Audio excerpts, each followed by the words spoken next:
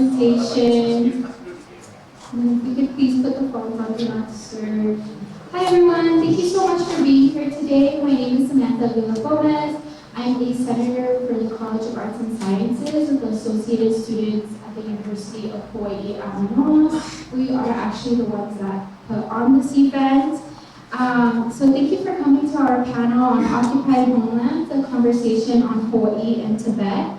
This forum will engage students, UH affiliates, and the broader community in an open discussion on occupation, exile, identity, militarization, and enduring struggle for self-determination through the lens of a student activist perspective. So we'll be starting our panel. I first want to introduce our first panelist, Tenzin Yiga. Yiga is a human rights advocate and a junior at Harvard studying social studies and philosophy with a focus field in resistance and resilience within diaspora communities in Asia. Her research is focused on the exile identity formation of Tibetan refugees within South Asia, especially examining how displacement and migration has created aggregated perceptions of home and feelings of belonging. With a background in grassroots activism, Yiga has worked to not only organize for the Tibetan freedom movement, but also for cross-movement coalitions to generate greater solidarity for liberation. She has advocated, led, and trained grassroots activists from all over the world through organizations like Students for Free Tibet and International Campaign for Tibet. She works to bridge gaps for Tibetan students in higher education and their career through mentorship and professional development initiatives at an organization called Rokpa. Most of all, Yiga believes that true justice can only be achieved through intentional and strategic organizing, legislative advocacy, and stewarding one's own history, culture, and language. Please help me welcome our first panelist.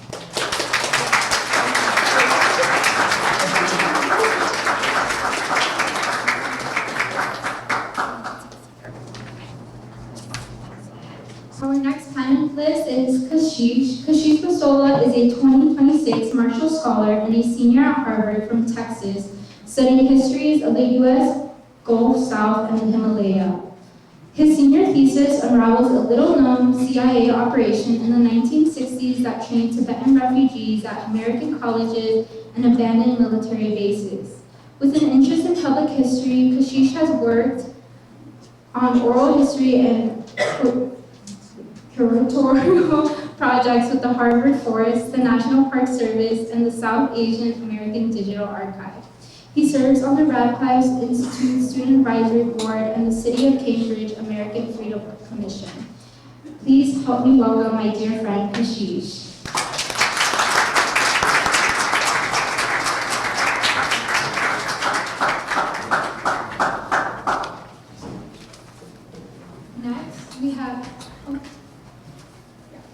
Next, we have Kainoa. Kainoa Azama is a dedicated Kanaka Maoli advocate for self-determination, environmental justice, and the protection of sacred spaces.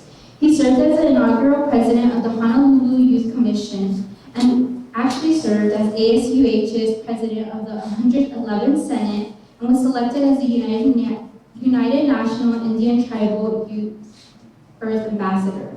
He's a Kauhui Hawaii citizen leader and Oahu water protector, and is currently focused on efforts to end deep-sea mining. If you don't know Kainoa, today you have the privilege of getting to know him. Please help me welcome Kainoa.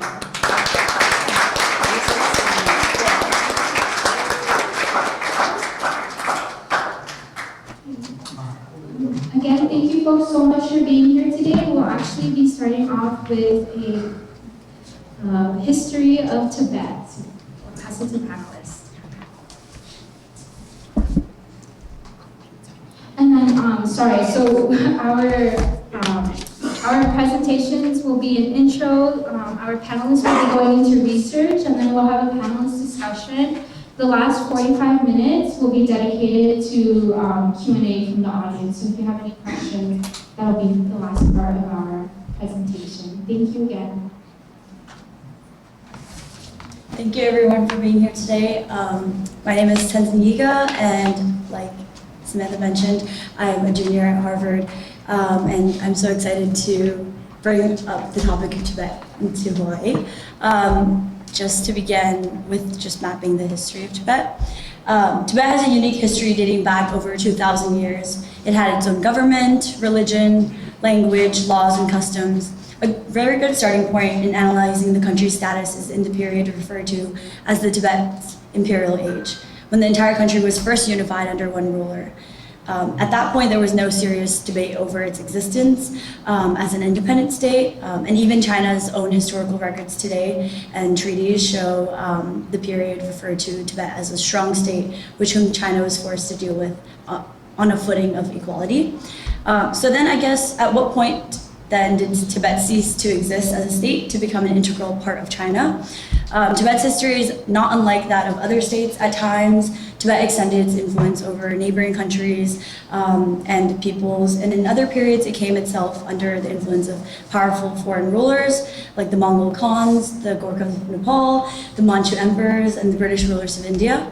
So it should be noted that before examining the relevant history, that international law is a system of law that's created by states primarily for its own protection. And as a result, the international law protects independence of states from attempts to destroy it. And so therefore the presumption as in favor of the continuation of statehood. So this means that whereas an independent state that has existed for centuries, such as Tibet, does not need to prove its continued independence when challenged, a foreign state claiming sovereign rights over it needs to prove those rights by showing at what precise moment and by what legal means they were acquired. So, just to map China's present claims over Tibet, during the Mongol period, Tibetan leaders struck a priest-patron deal with Mongol rulers, so Tibet offered religious services in exchange for protection and to avoid conquest. When Kublai Khan conquered China and founded the Yuan dynasty, this relationship deepened. However, the Mongols never integrated Tibetan and Chinese administration. Claiming Tibet belongs to China because both were under Mongol rule is compared to the text to claiming France belongs to England because both were under Roman rule. So Tibet also broke away from the Yuan before China itself regained its independence. Later in the Manchu and Qing period in the 18th century, the Manchus embraced Tibetan Buddhism and developed a similar priest and patron relationship with the Dalai Lamas. Some powerful emperors sent troops into Tibet to extend real influence, but it was more akin to a superpower protectorate relationship, not annexation. So Manchu influence had collapsed entirely by the period 1904 and ended formally when the Qing dynasty fell in 1911. So this begins Tibet's as an independent state from 1911 till 1950s. So for nearly 4 years, Tibet functioned as a fully independent nation, maintaining neutral foreign policy, conducting independent international relations, and receiving implicit recognition from neighboring states. Britain even bound itself to not recognize Chinese suzerainty unless China had signed the 1914 Simla Convention, which it never did. Now, getting into Chinese invasion, China's newly founded communist regime invaded Tibet in the period of 1949 to 1950, and then 2 years later forced Tibetan representatives to sign the 17-point agreement, acknowledging Chinese sovereignty while nominally preserving Tibetan autonomy over internal affairs. However, China has repeatedly violated this treaty, fueling growing resistance that culminated in the 1959 national uprising and subsequent exile. It's important to note that the UN General Assembly took up the question of Tibet multiple times between 1959 and 1965. They passed 3 resolutions condemning China's human rights policies, calling for Tibet's right to self-determination to be respected. However, little was done as a result of that, and the decades following saw uprising that devastated culture and loss of life. An estimated 1.2 million Tibetans have been killed under Chinese policies and Chinese rule. Thousands more were imprisoned into labor camps and concentration camps. And over 6,000 monasteries, temples, historic text sites and buildings have been destroyed and looted. And then diplomatic talks between the Dalai Lama's delegations and Beijing between in the 1980s did little as well, and China only wanted to discuss the Dalai Lama's return from exile. However, the Dalai Lama maintained that the real issue is the rights and status of the 6 million Tibetans living inside Tibet.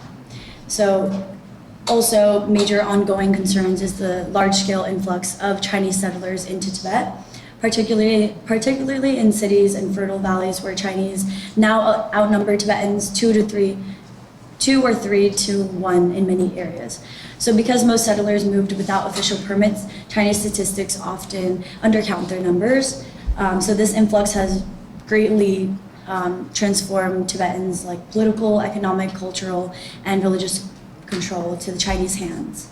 So Tibet historically served as an important buffer zone between China and India, and its now conversion into this Chinese populated province has raised very serious questions about security for India as well as other nations, as it significantly strengthens China's strategic military position in the Himalayas and in Asia broadly. So now going into the in 1959, with the Chinese government's invasion and seized control of Tibet's capital, which is actually the same year that Hawaii became a state. So that could have correlation with how many colonial powers were at play during the 60s in the backdrop of Cold War politics. So essentially on March 10th, Tibet saw its first large-scale protest of Chinese rule. This was prompted when the Chinese government invited His Holiness the Dalai Lama to a theater show with the stipulation that he come alone without any representatives or bodyguards. So when news broke out about this, tens of thousands of Tibetans gathered in the capital city of Lhasa to create a human barricade so that His Holiness would not be harmed. So now every year, on March 10th, this is commemorated as Tibetan National Uprising Day, with communities of Tibetans around the world organizing protests and demonstrations for a free Tibet. Eventually, following the suppression of these protests in 1959, the Chinese government began cracking down in the next decades that followed, and thousands of Tibetans then followed His Holiness into exile.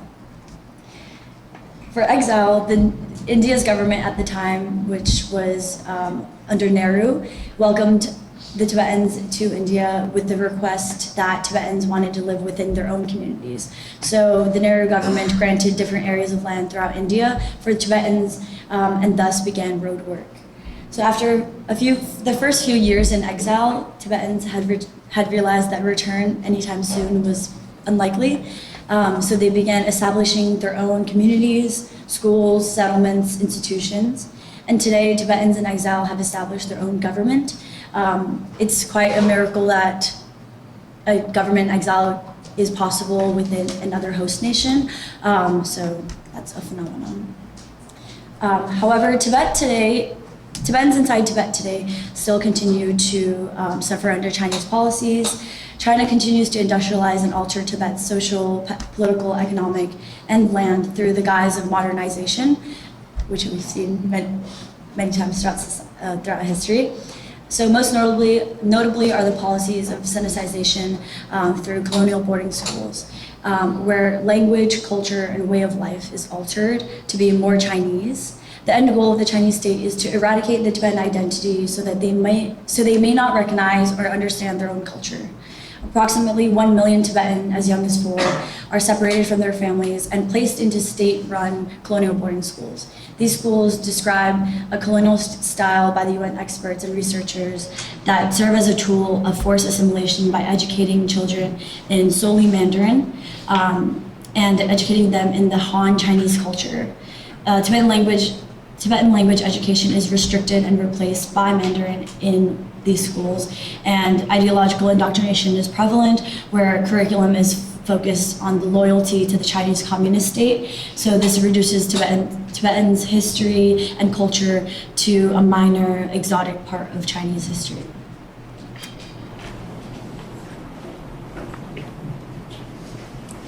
Thank you so much, Yiga.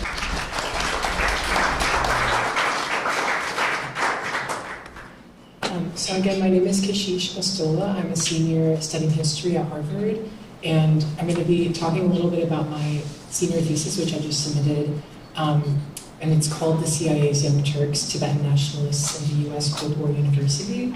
I think, so this thesis talks, it's the first sustained study of an operation that took place on multiple college campuses in the US. I focus on Cornell University and Berea College, but I think that the lessons and the claims that I try to make in my thesis do connect very much to UH Manoa and just to the broader landscape of US universities in general and their relationship with the federal government and what I call the security state. So I'll begin by first explaining kind of how I got into this research. So this is a picture of me in Dharamsala, India, which, as Yiga shared, is kind of where a lot of the exile formations spawned out of and where the exile government is now based for Tibetans. And during my freshman year, I became involved with the Harvard Undergraduate Tibetan Cultural Association on our campus. Can you speak a little louder? Oh, yes, sorry. Can you guys hear me better now? Yeah. And during this trip, which was in August of 2023, I was oriented to the incredible democratic governing institutions which Tibetan refugees have established in exile over the 6+ decades since they had to flee Tibet. There were two foundational moments of this trip. One of them was our visit and private audience with His Holiness the 14th Dalai Lama, and the other was our visit to the Tibetan Museum, to the Tibet Museum, where I discovered a history of the Tibetan resistance in Muslang, Nepal, on the Nepal-Tibet border, where attacks by the Tibetan Resistance Army, Jishigamtu, were launched against Chinese forces with the support of the governments of Nepal, India, and the United States. So I'm going to go into one of the planning documents. We can say this. So one of the planning documents that I found in one of the archives that I visited showed that the project, the operation, was secretly called by the CIA the Young Turk Project. This is really interesting because I'm not sure how many of y'all are familiar with the original Young Turks from the Ottoman era, but it originally referred to a reformist and nationalist political movement that advocated for modernization and a constitutional government. This included some youths who studied in Western universities. In a more colloquial sense today, Young Turk can refer to a young person eager for radical change to the established order, which is a quote from the Oxford Dictionary. By positioning these Tibetan Young Turks on campus, my thesis locates the US University, which I later consider a multiversity, as a node in the Tibetan resistance and in the broader US Cold War development. The CIA called them Young Turks without their knowledge or their consent, and I consider them Tibetan nationalists in my own thesis. With a focus on Tibetan nation building, my research constructs for the first time the CIA operation at Cornell, and I seek to interpret the actions of the Tibetan students and their work to build a Tibetan government in exile. Historian Benedict Anderson argued that nationalism is a way of imagining a political community, imagined as both inherently limited and sovereign. Scholars of Tibet and Tibetan exile have extended this traditional discourse on nationalism, writing about how nationalism operated for the stateless Tibetan diaspora in this early period of Tibetan exile. This thesis uses exile nationalism and nation building in exile to describe the central Tibetan administration's efforts to manage a dispersed refugee population and to fashion a unified Tibetan national subject through schooling and constitutional discourse. So from analyzing these different planning memoranda, I've been able to gather the basic elements which constituted the program and how it unfolded on the ground. I'm going to skip around just for the sake of time. So one of the main things from memoranda like the one that was on the previous slide is that they tried to depict Tibetan students, they being the CIA, as young people who were incompetent and inexperienced, who needed help from the US and specifically from the CIA, kind of language along the lines of democratic tutelage and mentorship when it came to helping Tibetan people become modern or developed in kind of this Western sense. But I think this quote up here, which I'll read out loud, it does highlight some of those contradictions in that memo. So it says, in 1956, and sorry, this is coming from one of the Tibetan participants in the CIA operation at Cornell. So it says, in 1956, when I was 19, an attendant of Mr. Gelatoju came to my village in Tibet and selected me to learn English. Gelotunduk is the late elder brother of His Holiness the 14th Dalai Lama. Even then, Gelo was working with the resistance. Although none of us students knew it at the time, nor were we aware that helping the resistance was the purpose of our education, Gelo was preparing for the future, especially if one day His Holiness fled Tibet. English translators would be essential for communicating with the outside world. So I just wanted to put this up here to kind of show that there was kind of a separate understanding of what this operation meant to the Tibetan resistance and what this operation meant for the US project during the Cold War and the CIA's ambitions with these Tibetan students.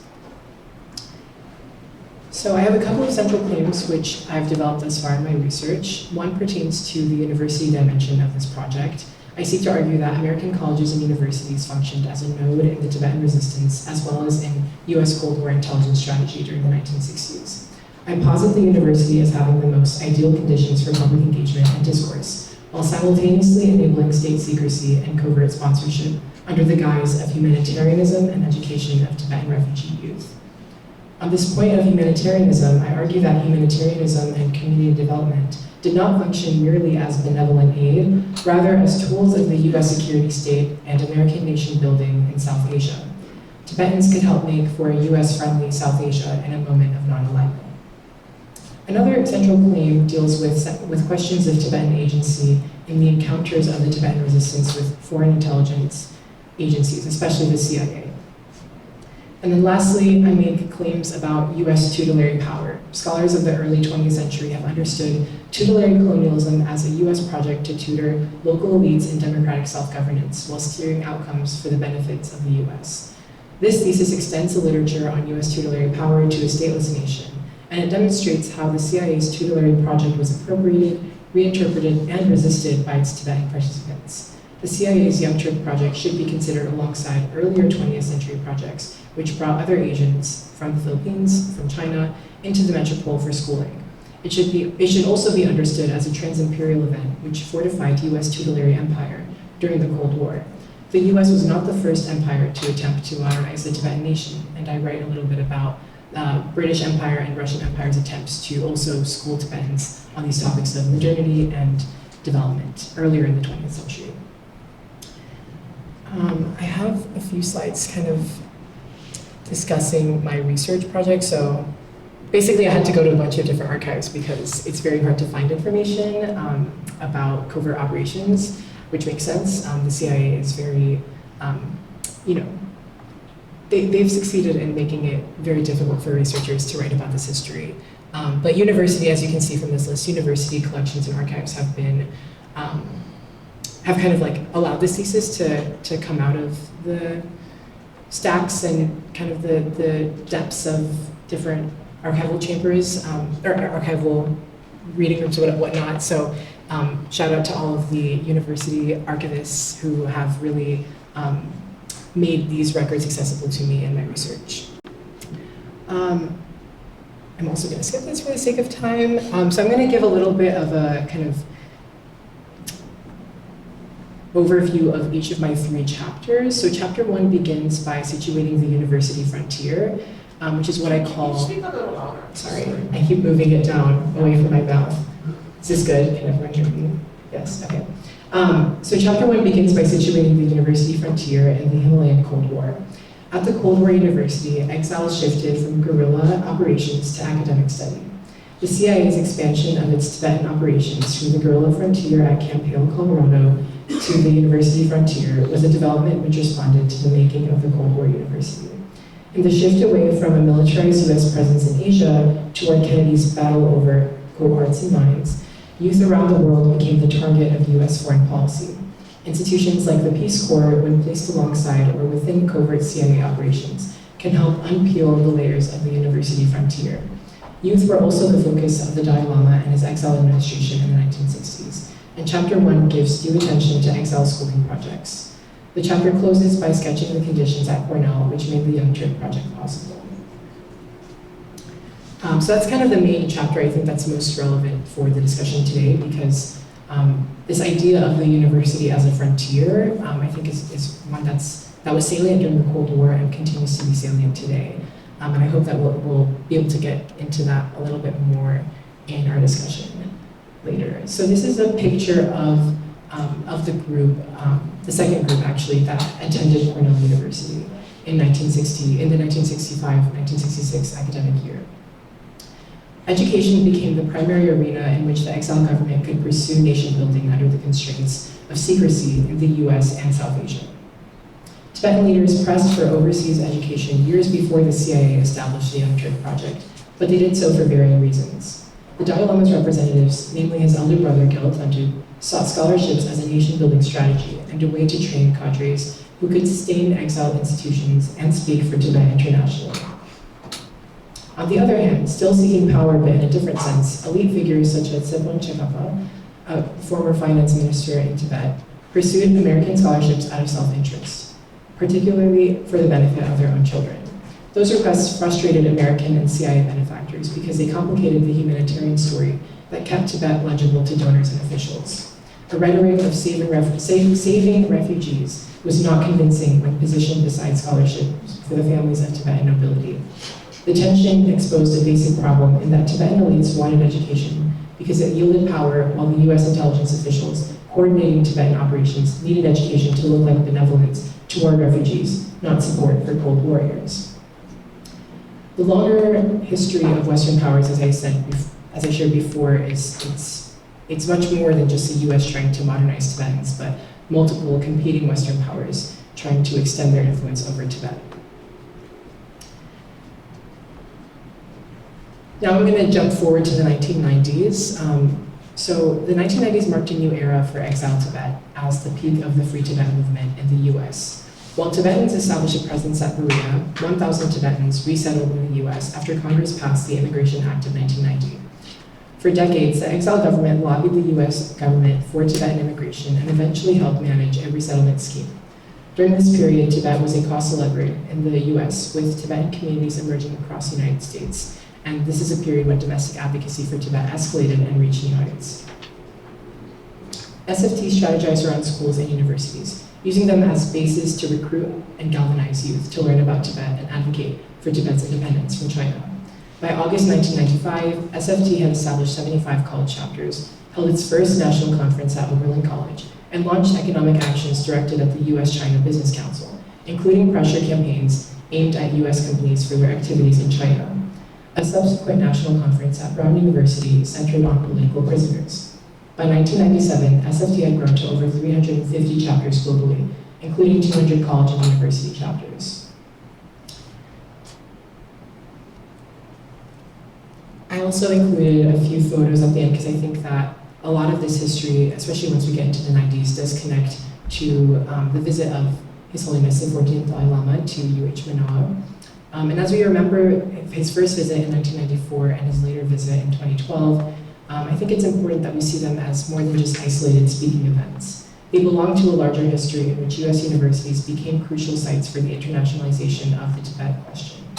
By the 1990s and 2000s, universities were not just places to study Tibet, but places where Tibet and nationalist claims making was performed.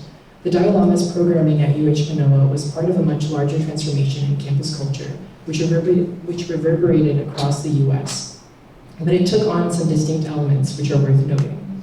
The Dalai Lama's 2012 Hawaii visit came at an important moment. That year, his US tour began in Hawaii, and one of the listed events was a symposium at the East-West Center in Honolulu, titled The Importance of Native Intelligence in Modern Times, once again drawing on this theme of modernization that we saw earlier in discourses around Tibet in the 60s. The East-West Center is closely tied to UH Mānoa's academic community, and it sits adjacent to his campus, even though it is not administratively the same institution. In 2012, the Dalai Lama's presence was not just a one-off visit, it was staged through an institution designed for trans-Pacific dialogue and international education. The Dalai Lama's personal website says the following of this particular event. A question asked how indigenous communities who have become strangers in their own land and are surrounded by their oppressors act. His Holiness said people have every right to preserve their identity, but there is also the need to take a look at the reality of the situation.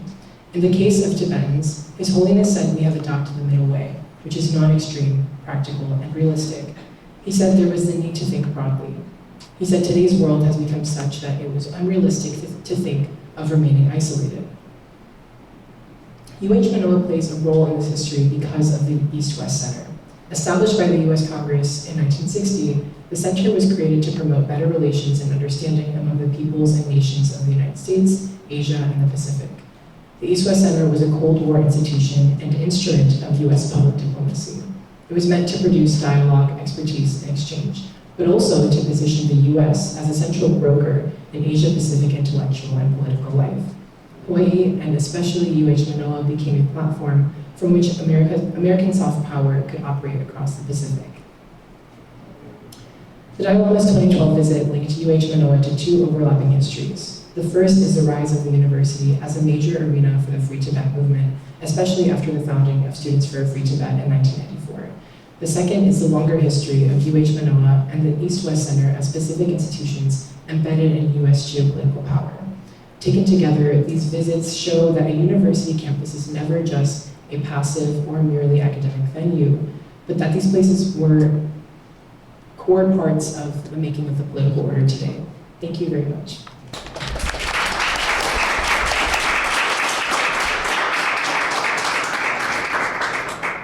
Thank you to two of our panelists for their presentation. Now we'll head on to the discussion piece. To start, our first question, in what ways do the historical struggles of Tibet under Chinese control and Hawaii under American control inform each other's movements for sovereignty and self-determination? Sure. Always an easy question to start off with. Mahalo nui, Sam, for the question. There's just so many parallels, right, when we're sharing and kind of building this new shared reality of what our understanding of the world is based on. I think like in regards to the struggles of like the influence of an occupier, Hawaii very much has the same experience, or similar, I should say, not the same.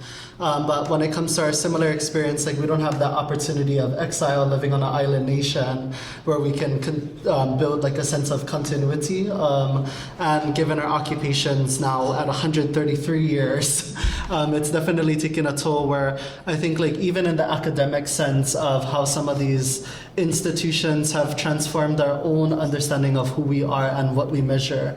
And what I mean by that is now you have issues of what qualifies and quantifies our understanding of, who's I don't want to say like a successful Hawaiian, or very much like whether it's your language revitalization despite the loss, whether it's our political aptitude of understanding all the legal nuances that happens in Hawaii. But one of the things that I'm kind of pointing towards is the challenge with our identity, our understanding of our national consciousness now is at times derivative from somebody else's perspective about who we are. When we confine it to institutions and even, this being a state institution of what's allowable to teach, what's verified, and all these different pieces. One thing I would say in the shared struggle that I think is kind of an interesting thing, and it kind of relays into a little bit of kind of where we're flowing today, is just seeing how now we're kind of experiencing, I feel like we're all trying to live amongst Armageddon, right? Like, hey, glad you're still here, glad we're still here, and glad we're able to kind of build a relationship with each other as well as this place. But in this sort of new multipolarized world that we're sort of experiencing, I feel like there's a lot more opportunities for Hawaii to kind of take the global stand in means of the United States has sort of lost its central footing and control in terms of being a reliable ally and a reliable trusted partner. And this kind of points to, like, I feel like during like the Cold War, right, easy time to kind of point at the bad players all around the world, but don't look at Hawaii and don't look at all these other places where we committed like the first regime change here in Hawaii within the family of nations and legally, talking about international law to Yiga's point, in which our people didn't confine to just an indigenous subgroup within a country, but rather becoming a real nation state, and still that being violated and that sovereignty being sort of like a formula for how to conduct regime change in other places. But now with the way the US has sort of kind of lost its footing as that central body, it's created, I think, a lot more global sympathy amongst communities. And I am curious, like kind of like where that evolves in other places like Tibet, where now everybody's reliable trade partner has shifted from the United States to the Chinese, right? So while one is losing their global footing, the other is accelerating and asserting itself. And granted, you know, in the Chinese perspective, they've like, we taught them capitalism. We had the Silk Road like thousands of years ago. So of course they're gonna ascend now during the chaos. But, you know, thinking about that, that's still within that context, regardless of the facing of two superpowers who are oftentimes hypocritical in terms of their view of what's just for people in other places. The other opportunity that I see, and this is like part of another broader conversation, maybe not just here, but is within this new shared reality of our understanding of how oppression and resistance, in our cases, has also been conducted. Like, what do we really want to see in the new world that's going to be formed geopolitically?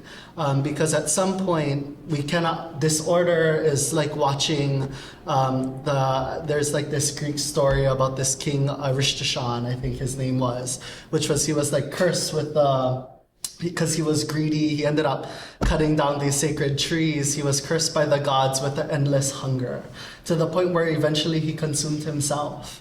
And that's kind of the point we're reaching to the world, where even in a country that was once the dominant, that is one of the largest superpowers that oppress Hawaiʻi, their version of freedom, their version of a better life of liberation has created the largest wealth gap in human history. And in that, the most degraded, and now we're watching it to play out, where it's like, what's our oil doing on your land, you know, or under your house, where this large amount of degradation is happening that does in fact not just consume the United States or any individual country, but is in fact consuming the world.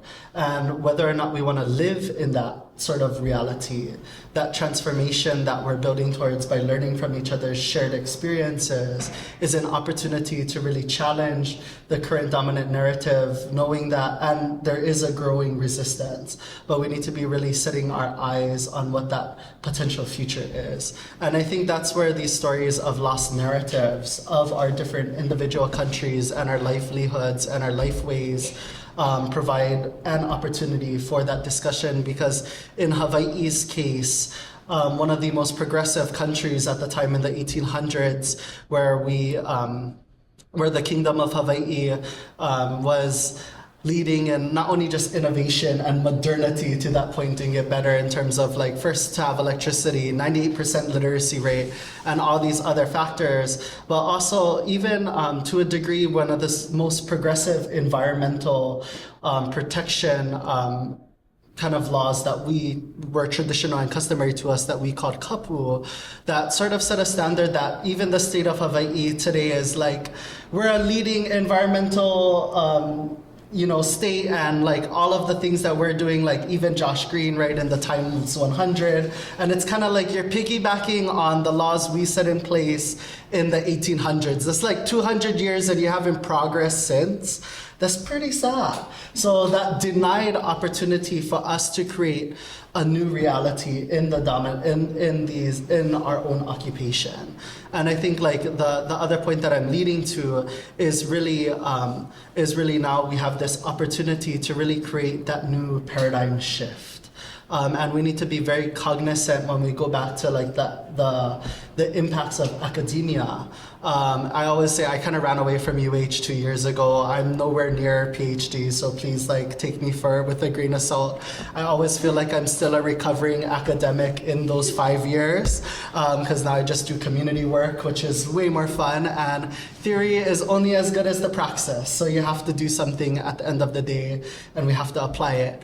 But in that understanding, our ability to not get lost in just the theoretical debates, and also not getting lost in trying to sometimes find ourselves within systems that did not even create our ideas of liberation and sovereignty at one point in time during our own era, is our ability, like now we can really think about what is those shifted conditions that are conducive to new ideas. And this is kind of like one of those where it's like falling apart, but what does the build back look like? And how do we be cognizant, even in Hawaii's case, as well as I would hope in Tibet's case, that when things are falling apart, we are wise enough to ensure how to navigate them to ensure that they're actually falling together. So that's just like my little spew, sorry, kind of tangent.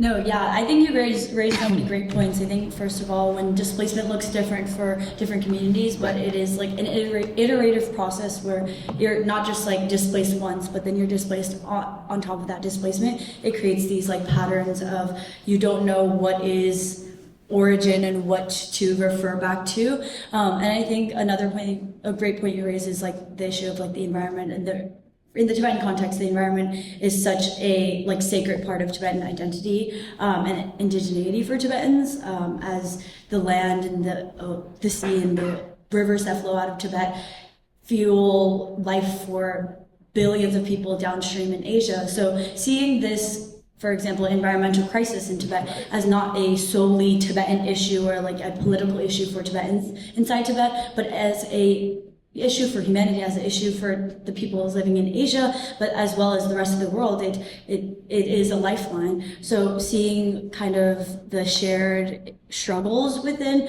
for example, environmental crises that are happening, but also how we can campaign for it on a larger scale, on a global scale, that is not just for one population or one community or for one nation, I think is a way that we can bridge community and can bridge these shared struggles together.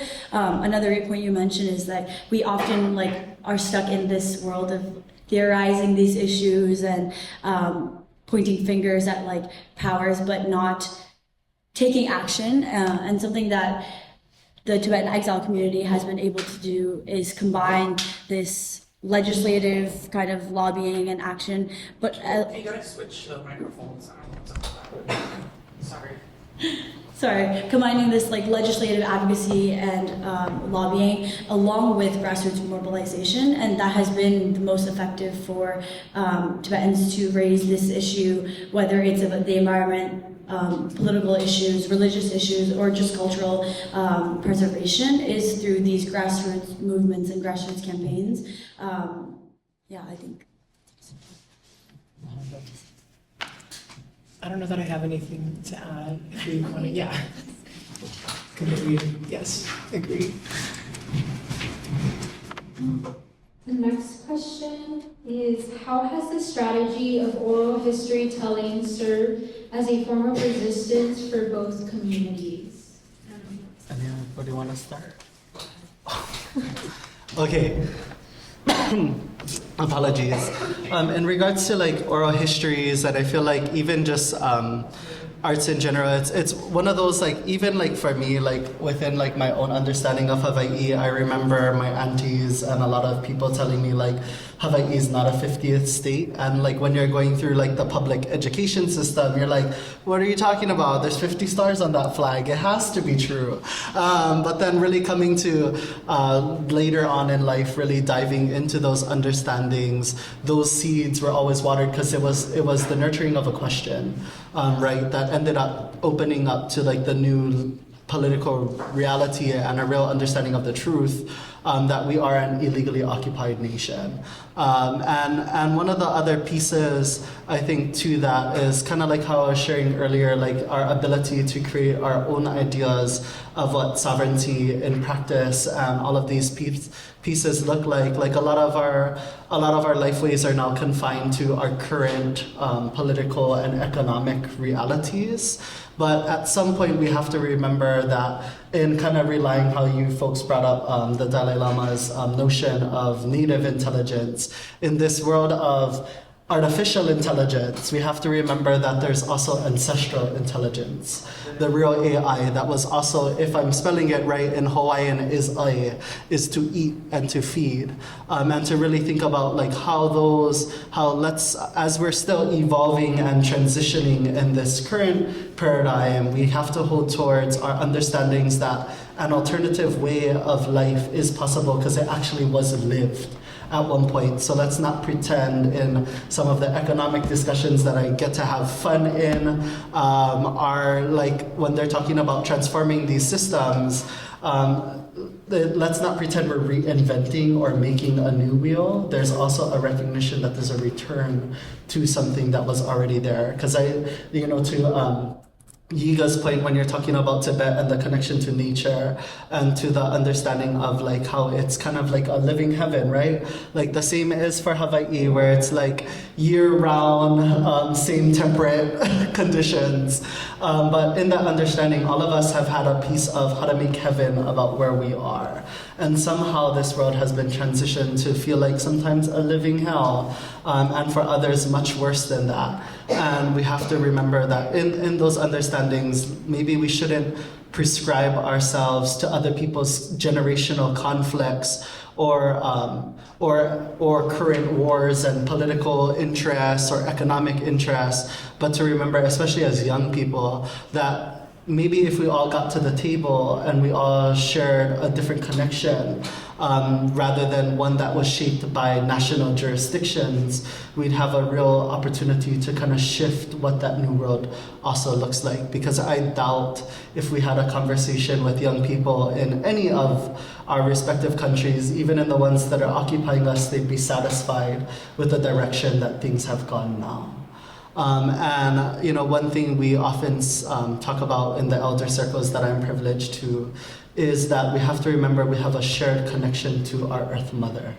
The perspectives to her may be different, but regardless, that connection of the understanding of the Earth is what feeds us, and the ocean being the central part of our own creation is also what nourishes us. Enlightens us to the possibility of what life is like when we live by those definitions and those understandings. And can we transform in this new multipolarized world a new message that brings together unity, because the last unifying message clearly has not worked. So what does it look like when, rather than a UN charter, we think about things like the Earth Charter that others are initiating as well? So really a huge opportunity, I think, for all of us. But that's the value to Sam's question, circling back to that I see in regards to the strength of our oral traditions and our cultural understandings, is to recognize that we're often greatly connected when we share those principles, those values. We have a saying in the Pacific that, at a distance we may seem quite distant in terms of how far we are apart, how we may look, but we recognize that we are all connected in the deep. The same for the oceans and how islands geography works. So recognizing that, that is an opportunity to broaden that discussion of what that looks like. Yeah, mahalo. Yeah, I think,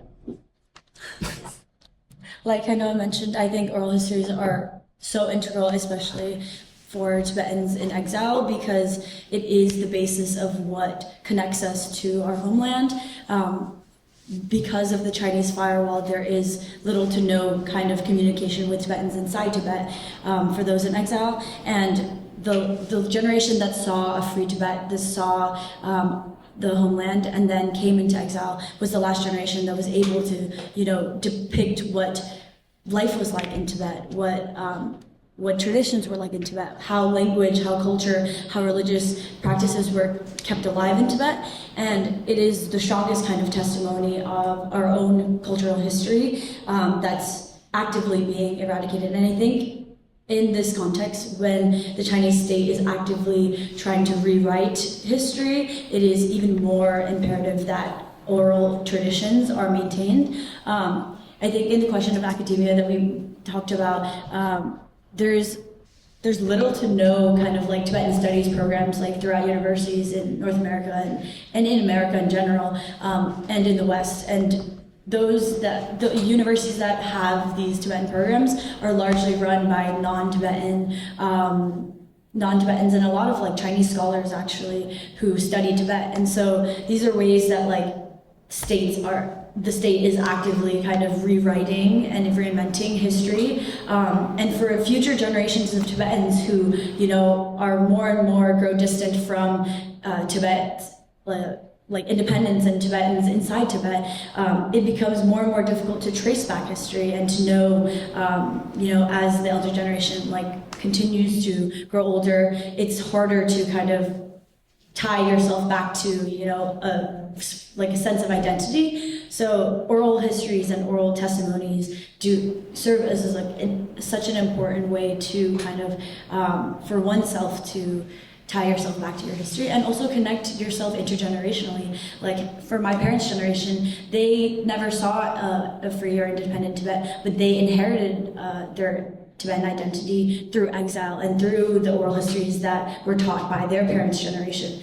So for the next generation after us, it becomes more and more difficult. So I think that ways that like projects that have come out of exile in recording oral histories have done such a great job of preserving what is left and then continuing to disseminate that upon the next generations is what will keep alive the traditions and identity and culture of Tibetans for many years to come. I'll just add quickly in terms of oral histories and what they mean in like a more research sense. I mean, I think oral tradition and oral history both kind of get at this, you know, understanding of identity as something that can't always be written or that can't always be kept in like the way that we think about like records or like formal archives. And so as a historian, I think about oral histories as you know, a place that you need to go if you're writing histories like the ones that we've been discussing today, because a lot of these cultural practices, these understandings of identity are things that can only really be conveyed through these interpersonal exchanges and through that, you know, through the discussion of oral history. And so that's why I went and collected oral histories for this research, because that's something that you can't ever get from any kind of formal record of the past. And so in kind of this research sense, that's one of the benefits, but of course that pales in comparison to the way that oral tradition and oral history really functions within communities and within lineages as a way of, you know, continuing the nation and practicing the nation, even within the confines of the home. And I think, like just another thing, a question that popped up in my mind was, like, what does that oral tradition look like now in occupied Tibet, in ways that we probably won't ever be able to understand because these things have to happen underground and in hiding, but how is this like Tibetan identity or like these kind of more underground understandings of Tibetan resistance against the Chinese occupation, how is that like conveyed through and passed through generations in the advent of things like the colonial boarding schools that you talked about. So I'll end it there.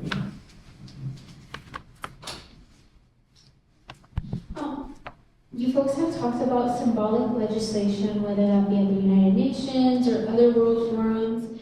How has symbolic legislation affected each community, and in what ways can we build solidarity in between these two communities based off of that? Azama, go first. Yeah, I think this kind of like term that I use like for symbolic legislation is something that is, I think perfectly kind of depicts how the United States or Tibetan communities in the United States like conceptualize the U.S.'s support for Tibet. Since the 1950s, since operations like the CIA's involvement in Tibet, it has largely been for the U.S.'s interest. It's never really been for the independence or the agency for Tibetans. And so that's how this term symbolic legislation came about, because there's been dozens and dozens of resolutions and acts every few years that are passed where the U.S. calls for self-determination of the Tibetan people and the support for language, culture, preservation, religious rights. But at the end of the day, now like more than 6 decades in exile and 6 decades under occupation, as the U.S. as a global superpower still has done little to actually create tangible change or tangible support for Tibetans.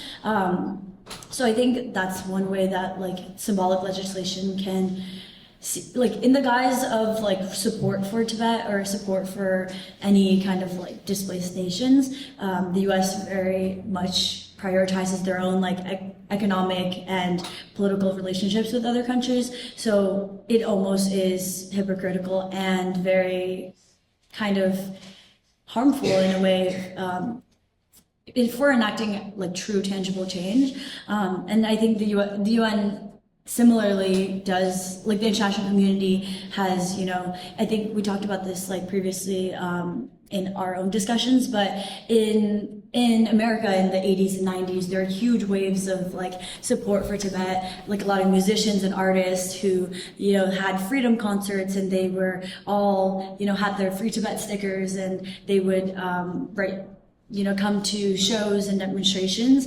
But that kind of support has like died down in the last few decades. And I think that goes to show kind of this like symbolic support or the symbolic like legislation that countries like the US and Western nations have shown for kind of these displaced communities, that no matter how much they like say that they champion human rights and they are like a global leader, they really do little in creating real pathways for like Tibetans or other groups to have, you know, agency and true self-determination.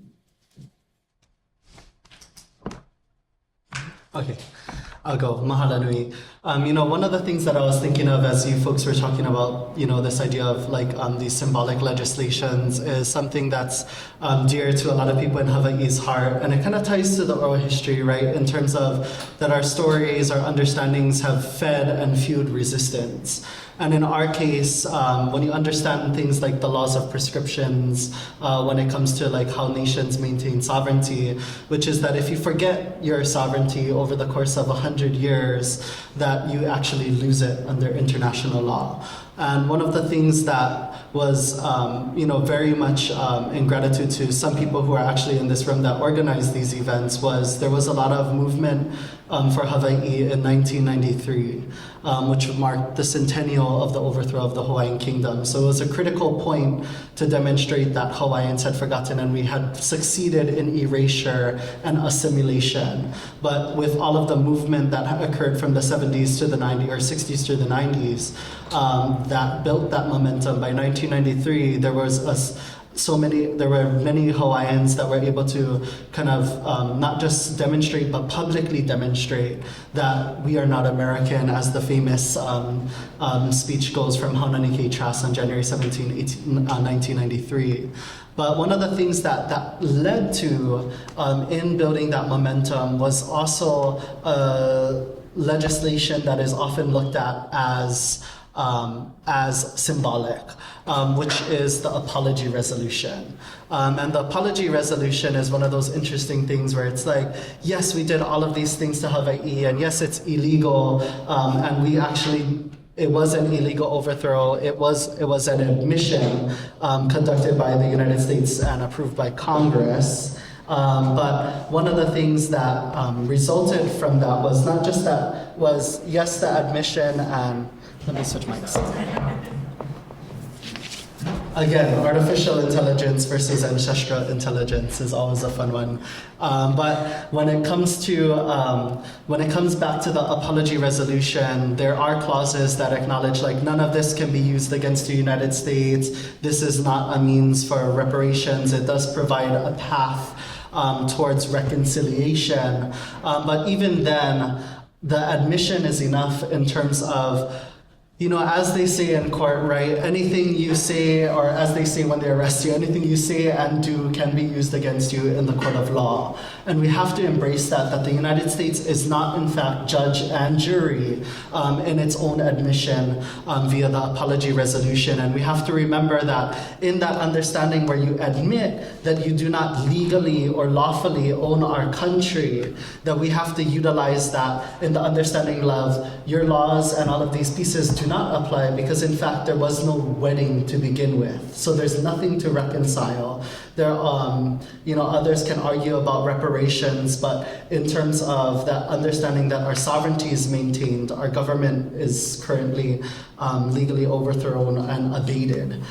We have an opportunity to really think about how do we create and restore the legal entity that then is able to have I don't want to say the return of our lands, but to reassert our autonomy and our ability to govern our own land. So it's the restoration of our self-governance. So in regards to, again, when it comes to this idea of symbolic legislation, for us in Hawaii, I think there's a unique opportunity to continue to challenge the current narratives and limitations that the United States set in its own policies or in its own legislation for us to then challenge, for us to then utilize to challenge for what true justice is in our case, which is the restoration of our self-governance. But it does require, in that understanding, us to remember who again is the lawful authority. And for us, we already were a nation state, and I think that's where the education and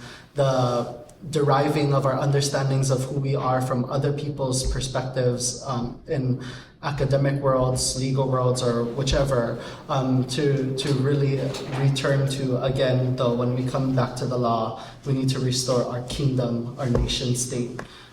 That's our government, which creates a very different legal nuance for Hawaii's ability to return its self-governance. Yeah. Mahalo, sorry. Legalese. We'll do 2 more questions and then open it up to the audience. If no one has any questions, we still have some more that we can go through. So the second to last question is, how does this new multipolarized world shift global support?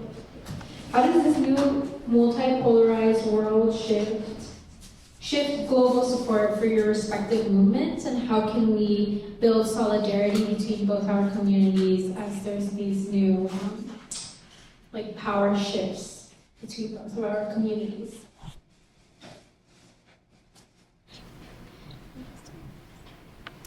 You can think about it. Yeah. Can I read the question actually? Sorry.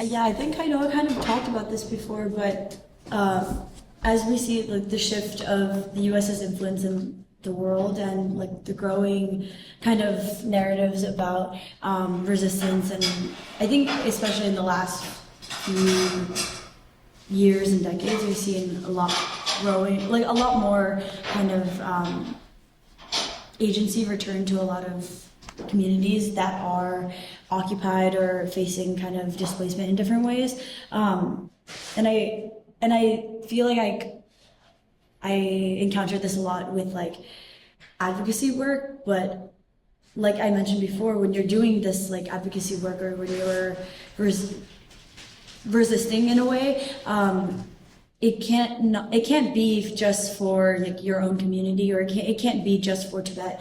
You need to create these cross-cultural, cross-movement coalitions, and find kind of these shared values that we talked about, whether it's the environmental crises that are happening, or kind of religious persecution, or there's many ways in which communities that are facing displacement are connected, because the colonial and imperial powers that are committing these atrocities are not essentially doing anything new. They're reusing and recycling, colonial policies of boarding schools that we've seen here, in the United States with Indigenous and Native American populations, with First Nations in Canada.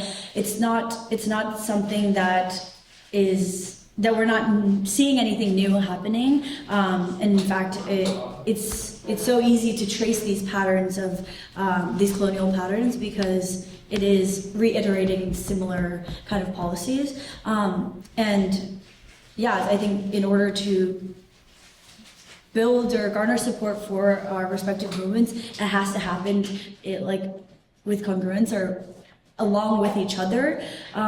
First, I think by understanding first our shared histories and movements, but then kind of thinking about how these patterns connect us, whether it is like indigeneity, whether it is the environment and the land that is sacred, or greater push for just the oneness of humanity. I think that is something that in an increasingly polarized world we often forget, that at the end of the day that all people want to be free. They want to have rights. Then no one wants to kind of be under occupation, right? So in creating these cross-movement coalitions and creating dialogue and creating coming together and having campaigns where you are able to bridge together different seemingly different communities and movements, but very similar struggles is, I think,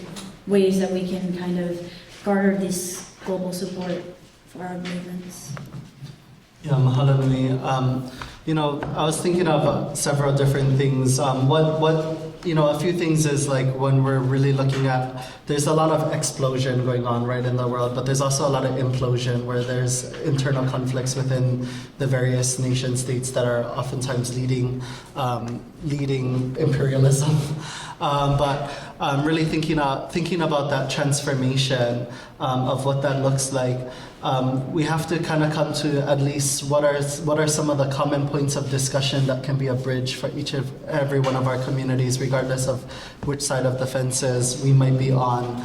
In regards to those environmental pieces, those components of feeding people, I think that's where for us within the cultural context that we live in Hawaii, one of the things that one of the elders from Kianai challenged me with, he said, how you measure the health of a community? And I was like, oh, okay, I'm curious. How do you really measure the health and success of a thriving community? He says, it's not with answers. You have to engage the world with inquiry. And it's these three questions. Are the children fed? Are the elderly comfortable? And are the women unafraid? Because we come from a matriarchal culture, even though it looks a little patriarch, but in reality, grandmother rules. But in that understanding, what does it mean to have a common mission where we feed children, where we care for our elderly to ensure that they are comfortable in the transition off, as well as ensure that our women are unafraid to be able to take charge and lead, because at least in our within our perspectives, when women lead, it's oftentimes better and much more better planned in how things occur. But really, and those three questions, it takes a lot to answer them when we think about some of the values in this world. The other thing I think is a common understanding that also needs to be bridged and shaped is that violence is the lowest form of communication. For us in the Pacific, Lua, or our art of combat systems, was not something you start with. It's something you end with. It's a last resort. Because in our world, in our language, there's no word for enemy. The word for enemy is actually enemi, which is literally just a bastardization of English, because it's not within our train of thought. Because when it comes to how our language is structured, the people that you had to fight with, the people you had to have conflict with, were your family members. So the idea that I can not know you and still kill you, it was a foreign concept for us. So coming to those understandings where now that's the way conflict is deriving, where it's like a video game console. We need to rebuild the connection and the humanity component in how we engage in this world. And I think that's a huge opportunity and something that needs to be broadly discussed. Thank you both. I feel like I can't really articulate anything more than what you guys have just said, but I feel like just one thing that comes to mind is with His Holiness the 14th Anonymous visit in 2012, I think that was kind of like a major showing of kind of what's possible when just even these two ideas are brought together, or these two peoples or cultures are brought together in one room. And I think it's something that we can attempt to do in spaces like this that we've constructed here, but something that we have to continue working towards in the future. future is like, how do we bring things into the same conversation where they always should have been perceived or like understood as the same conversation, but because of this multipolar world, we kind of understand these struggles and peoples as so disparate and sometimes even like opposing each other. But I think, yeah, I think back to that 2012 event. It's not something that I can know fully about because I wasn't there. But I think that just what the Dalai Lama was trying to do there, he like gave a panel about kind of the meaning of the true meaning of aloha, and how when he came in 1994, how he wasn't really sure exactly what that term meant, and kind of like the multitudes that word contained, alongside many other values in Hawaiian culture. And then when he came back in 2012, he connected that to kind of the politics of the time, and to kind of how both peoples, I think, do have this kind of connection that does need to be preserved and sustained in some kind of way. So I think that, I don't know, that's kind of what you said, kind of, that's what I thought about. Yeah. You folks kind of talked about this, but the Dalai Lama's visit and this panel, how can we continue to build cross-cultural connections between Hawai'i and Tibetan struggles outside of this and into the future? After that, we'll open it up for Q&A.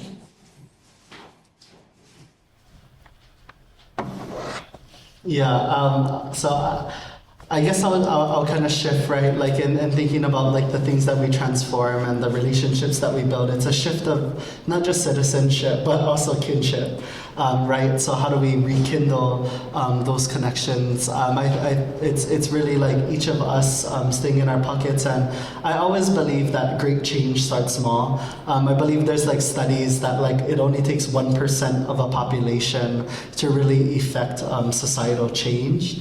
And I believe it, because like look at it, the 1% rule the world. We always hear that, eat the rich, right? But in that understanding, what happens when 1% of us from each individual communities are more dedicated to another common mission that looks different than what that particular 1% has envisioned for the world. And really thinking about that, I'll leave you with this saying that came from me from a mentor, Papali'i Failautusi Abagalio of Samoa. He told me, when there is love in the heart, there is compassion in the home. When there is compassion in the home, there is harmony in the village. And when there is harmony in the village, there is peace in the world.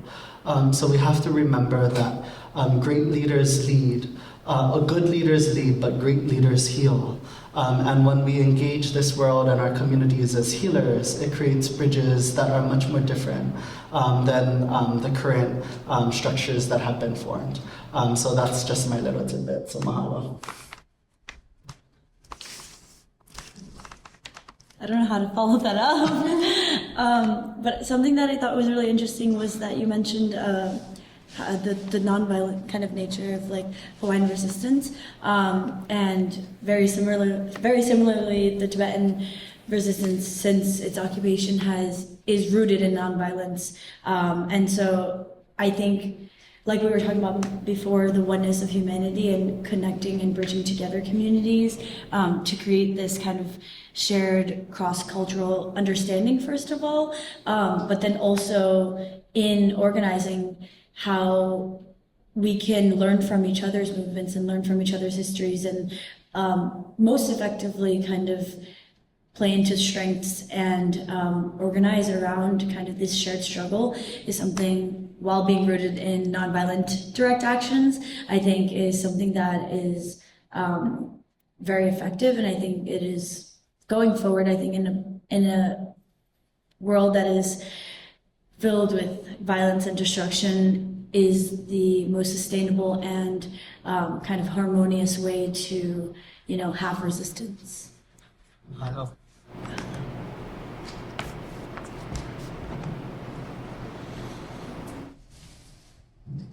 Does anyone have any questions from the public?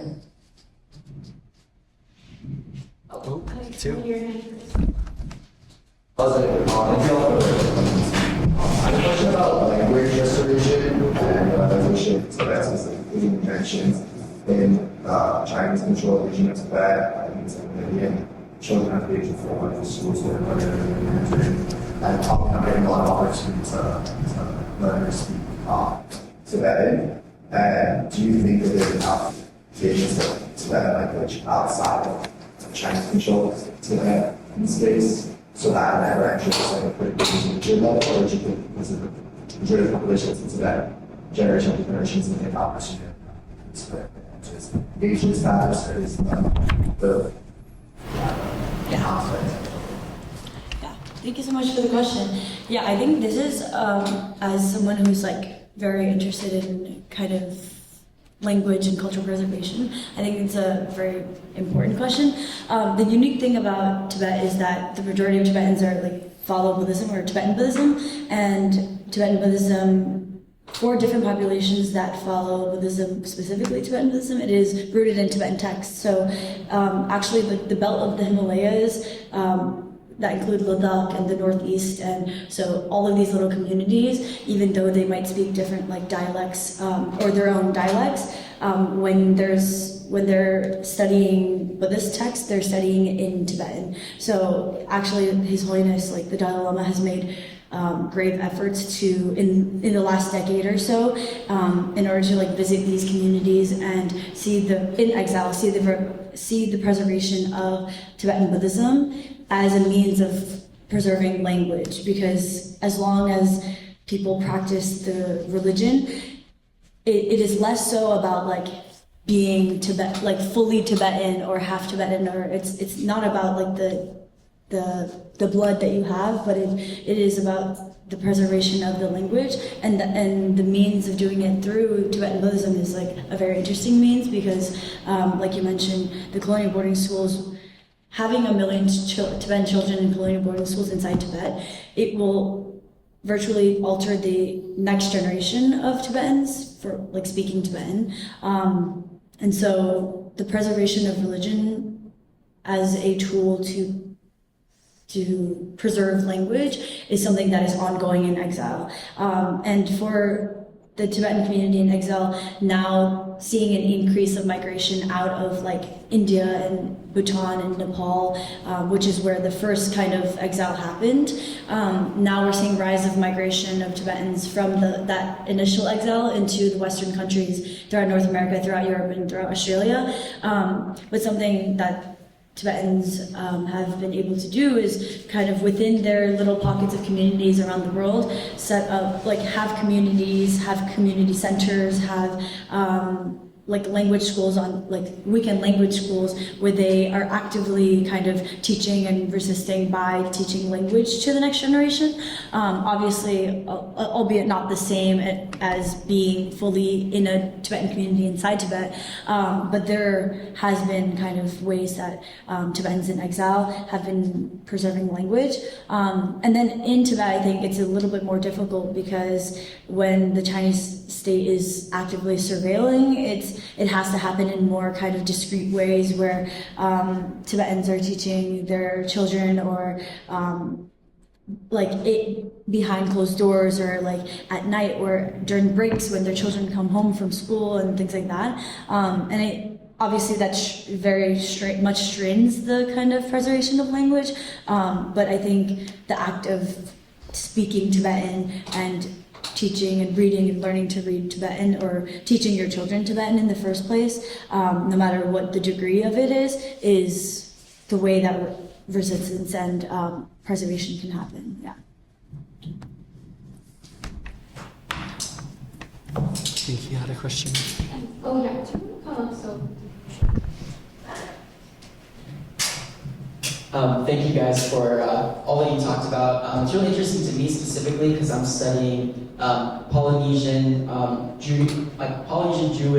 Judaism and Palestinian exile as well. And I wonder what your guys' thoughts are on the, as you talked about, like that the institutions and colleges, universities have become like safe spaces for these nationalistic or these nation-based communities. How much should the university kind of regulate those groups so that there's kind of maybe accurate depictions of the culture and not just kind of an internal depiction of the culture that may be kind of outside of the realm of reality or whatnot? I'm thinking of maybe like the Zionistic and the Palestinian groups on college campuses as well, and how the universities were reacting to that. Do you have any recommendations for how universities can like regulate or not regulate these type of groups as they're forming their like internal identity on campus?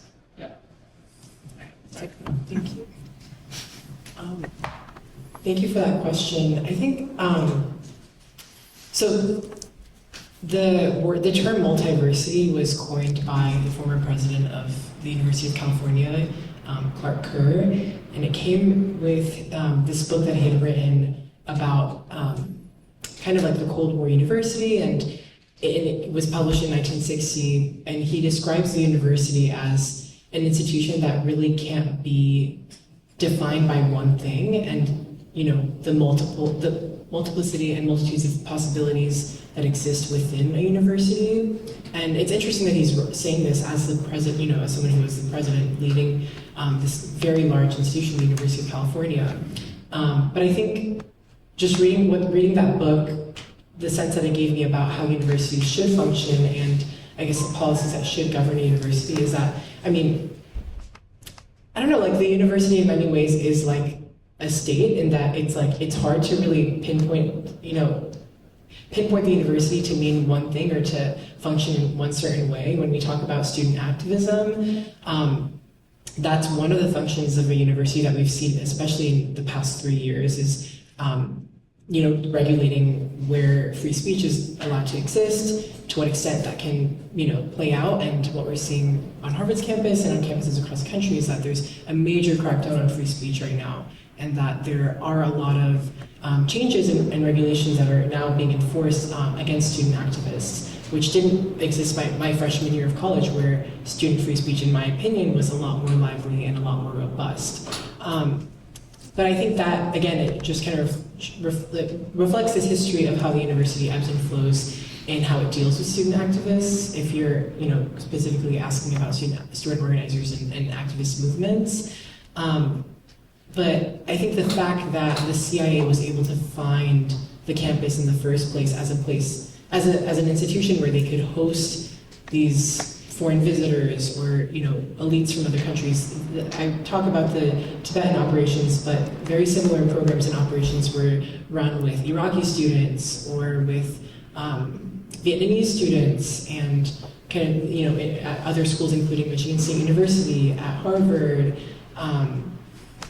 at Berea College in Kentucky, and the way that the U.S. as a government and its different intelligence agencies have been able to co-opt these institutions or kind of run centers and programs alongside them. One instance is the East-West Center. I think just shows kind of the vastness of the university, and I guess my cop-out of an answer is that there is no really answer to your question about like what should a university do, because it's so big and it's kind of this monster. But yeah, does that make sense? I don't know if we have a follow-up question to that. It's a very complicated question. Okay, thank you. Yeah. I can jump in too, sure. Yeah, I always have a different take on universities. It's kind of fun, but for me, even this idea of creating a safe space within the university. I feel like even today, where it may have a perception how UH has done a very good job at trying to showcase itself as a Hawaiian place of learning, when we know that things have been challenged against it as a Hawaiian place of earning. And try ask any Hawaiian who still works at the university or has challenged the current system to some degree whether or not they still feel safe within that campus context. I think enlightens a very different story, and I feel like the same is shared amongst many universities. And this is something that was also warned about in the 1960s during President Eisenhower's famous speech about the military-industrial complex. He talked about the fountain of youth, or fountain of knowledge, coming from people within tinker shops, within their own homes, which when you look at like our own history and our own context, even here in Hawaii, at one point it was the pedigree that influenced your family knowledge holdings, the connections they had with other families, your ability to connect to greater knowledge. And in that now we have kind of deduced it or reduced it to these weird standardized degrees and all these things that, you know, have been picked and choose in their creation, that now we're kind of learning from a particular group of people's influence about who we are. And the thing that I would really like to challenge is in this understanding of a universe, of like one world. What does it mean when we learn from each other's shared experiences in that world? So that being said, like what would it mean if when we think about real Hawaiian learning centers that are where our world was learned by living in relationship to nature, living in Aina, and building a community where people can have autonomy, or Kanaka can have autonomy over how you learn and what you learn. And that is also shaped by the protocols in which enable you to gain access to different forms of knowledge. That creates a very different paradigm into how knowledge is shared and how knowledge is valued, and then to the type of world that you can create. So I always imagine, like, what would it be like to learn within a kauhale context here in Hawaii about Hawaii? And then the same for any other people in their respective places. I've always learned way more working with tribal communities within their native context, rather than just reading a book or receiving a PowerPoint on it. And the same for even our understandings about Ike Hawaii and Hawaiian knowledge. So I think at some point we have to transform the university, because even the current model is unsustainable. When you talk 2 generations ago, they're like, I remember when we paid $700 for tuition. I'm like, what a dream, you know? So there, and we don't even talk about what those fundings get used for in today's context, which was kind of my fun spew when I was in ASUH, too, in terms of the military research that occurs on this campus, and how there's like $980 million worth of military contracts that are publicly reported. So those and what that money gets used for, how does it get moved around compared to or where are there boundaries or lines between those research pool funding and students' general tuition, which is like a little fun Easter egg I leave for all of you. That just kind of shapes into like what our understanding is as a place of learning or a place of earning, as an R1 institution or something focused on community and its students. So I think those ideas of what it means to create a safe space for young people in general to be able to transform and get the education they need includes reshaping what are the spaces that we introduce them to and teach them under. So those are definitely the little seeds for what that transformation might look like. Yeah, mahalo. Yeah, I'm just gonna add something small, but I think kind of the notion that we as students owe the university some sort of like anything for giving us spaces, I think is a really like interesting kind of concept, because in the first place, the universities serve as institutions where students are able to organize and demonstrate and discover the things that, like the movements and the scholarship that is important to them. And I think that, like Kashish mentioned, when it's difficult to say whether whether a university should or should not kind of like regulate more or less, because at any point they could be more or less lenient with like how they approach censorship and how they approach like free speech. I think like in Harvard's context, there were huge kind of anti-Vietnam War protests that happened. There were huge kind of like protests against South African apartheid. So there has been a history of, and during the civil rights movement, there's a history of kind of this organizing and challenging kind of the institution.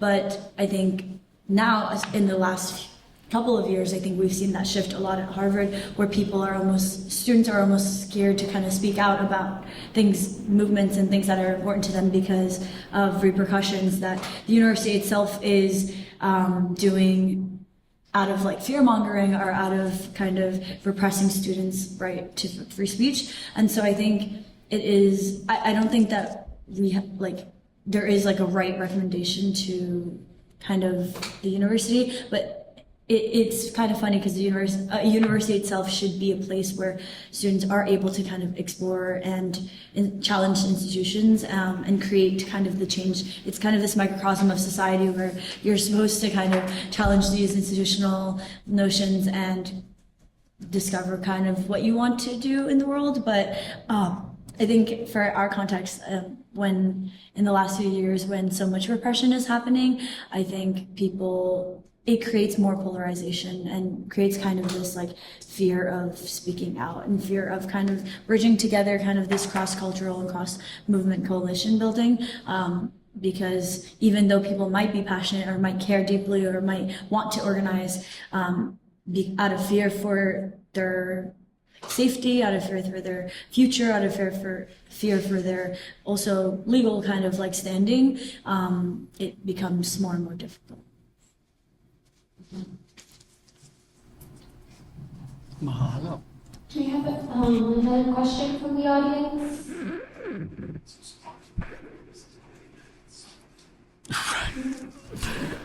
I can add a point too Oh, on the last one. I don't want to add. Yeah, sorry. No, Auntie Hilani brought up a really wonderful point to remember too about the University of Hawaiʻi. And, oftentimes, we don't even talk about it. It's like there's a Queen Liliuokalani Center here. And when it comes to the universities in Hawaiʻi, they all occupy illegally stolen land. And they know it, right? Like this is actually, I think a large portion of Mānoa is crown land. A small portion is actually government land. And with all the campuses, they're all utilizing stolen land, and I believe this land grant university was also formed from Queen Liliuokalani actually. So those are things to remember about these spaces and the opportunity that comes with it when autonomy is restored. Because I think it's a when, not a if, but when it is restored, these are the things that we can think about how these places will be transformed in the future. For me, again, though, the vision is still how do we not have this knowledge privilege gap about who is able to access and how we access knowledge, but to return to the idea that our elders are living libraries, and how do we today become those living libraries that are very much a global atlas in today's world, because we have to really lean on ancestral wisdom or ancestral intelligence versus artificial intelligence, and those are the things to compete with. Because I think even to I was a part of a recent discussion, this is so random tidbit, but we're talking about how AI is at the end of the day it's still a data processor, very extractive, but at the same time we have to remember that we're still the brain and the heart within that way of thinking and logic. So how do we restore that back into authority within households so we don't really need these spaces to constantly go to eventually?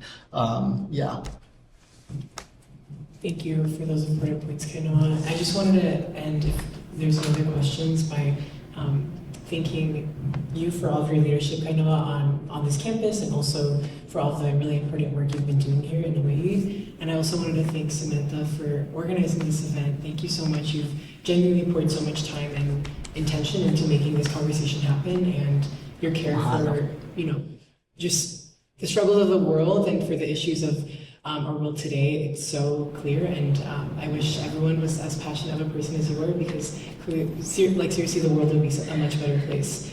So I wanted to get you a better bouquet of flowers, but we got you this little orchid to thank you. So just hand it to you now. A little green and kuli'o'o.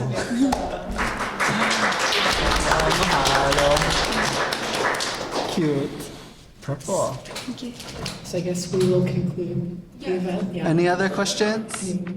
Or- No? I guess just wrapping up. It'll be on live too.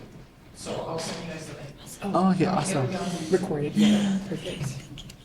Thank you guys for coming and staying till the end.